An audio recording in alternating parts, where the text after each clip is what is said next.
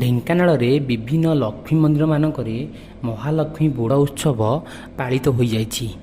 କୈବଲ୍ୟ ବଜାର ସ୍ଥିତ ସିଦ୍ଧ ବଳରାମଜୀଉଙ୍କ ମନ୍ଦିର ପ୍ରାଙ୍ଗଣରେ ଥିବା ଲକ୍ଷ୍ମୀ ମନ୍ଦିର, ଗଣେଶ ବଜାର ସ୍ଥିତ ଲକ୍ଷ୍ମୀ ମନ୍ଦିର, ମହାବୀର ବଜାର ସ୍ଥିତ ଲକ୍ଷ୍ମୀ ମନ୍ଦିର, ମୀନା ବଜାର ସ୍ଥିତ ମୌଡ଼ମଣି ରାଜଲକ୍ଷ୍ମୀ ମନ୍ଦିର ଓ ଅନ୍ୟ ମନ୍ଦିରମାନଙ୍କରେ ପାଳିତ ହୋଇଯାଇଛି।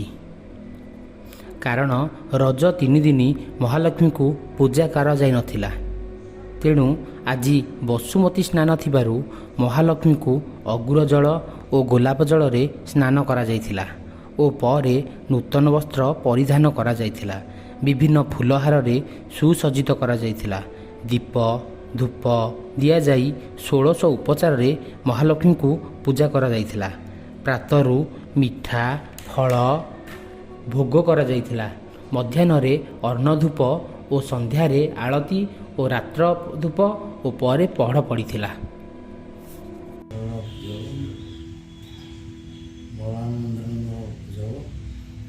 ମହାଲକ୍ଷ୍ମୀଙ୍କର ସ୍ନାନ, ମହାଲକ୍ଷ୍ମୀଙ୍କର ଷୋଡ଼ଶ ଉପଚାରରେ ସ୍ନାନ କରି ବିଭିନ୍ନ ତାଙ୍କର ପାଦକୁ ଆରମ୍ଭ କରି ପର୍ଯ୍ୟନ୍ତ ସୁକୃତ ସ୍ନାନ ସରିସାରିଲା ପରେ ଭଲ ଲୋକ ଲୋକ ମୋତେ ରୋଗ ହେଇକି ସବୁ ଜିନିଷ ହେଇଛି ଏ ପର୍ଯ୍ୟନ୍ତ ଚାଲିଛି।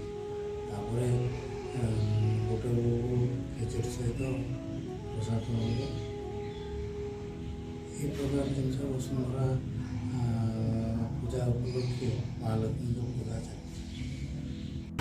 ମୌଡ଼ମଣି ରାଜଲକ୍ଷ୍ମୀ ମାଙ୍କର ପୂଜା ବିଷ୍ଣୁରଥ ଆଉ ମାଙ୍କର ହେଲାଣି ପୂଜା ଟିକେ ବନ୍ଦ ଥିଲା ସକାଶେ।